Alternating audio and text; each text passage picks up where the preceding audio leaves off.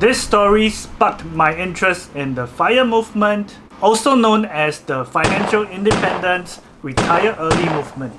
It is something so extreme that a friend's girlfriend, yeah, I know it's a bit far, but stay with me. His girlfriend broke up with him because of the extreme measures he had to take to stay on track for the FIRE movement. Yeah, it was that serious. So now that we know what it is, it's time to look into questions like, how does it work? Can it be done? And why did it cause a breakup? The FIRE movement requires you to save up to 70% of your income.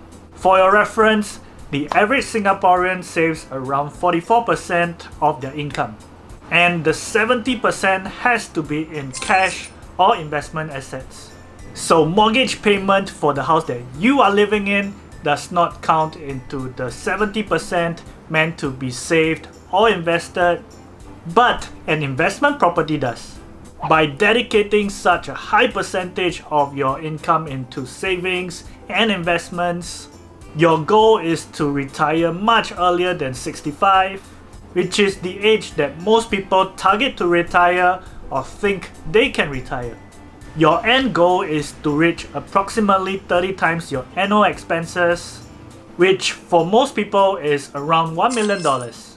Once you hit that goal, you withdraw 3 to 4% every single year for the rest of your life to spend. Quick math time. If you hold $1 million in cash and you withdraw 4% every single year, the money inside will last you 25 years. If you hold it in an asset that gives you 4% dividend every single year, you can basically live off dividends for the rest of your life. So there are different strategies you can adopt after you hit your goal, and of course, the same applies to how you can get there.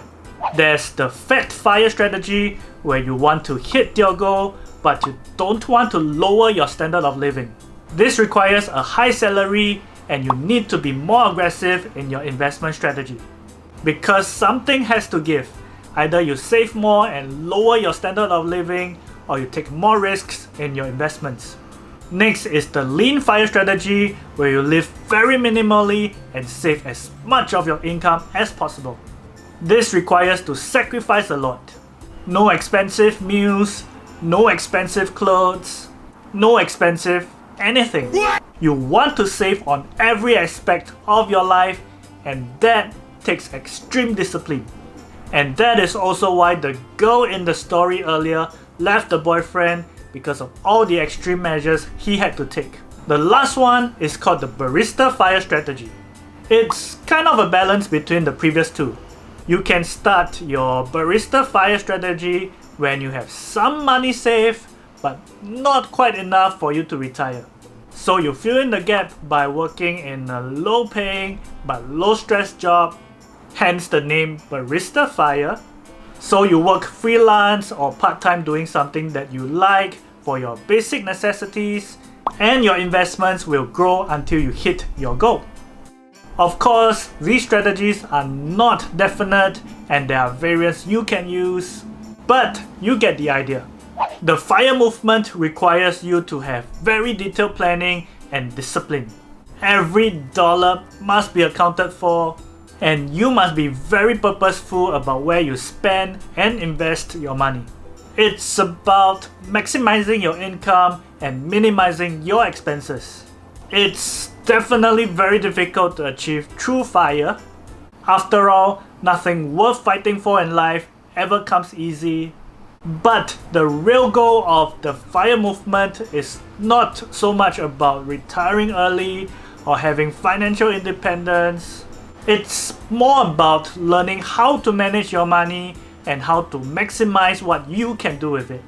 Don't get me wrong, it's great to achieve true FIRE, but not many people are able to pay the high cost in order to achieve it.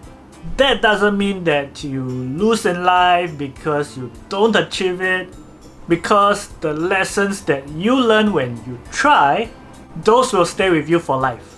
And I guess that's what the true purpose of the FIRE movement is.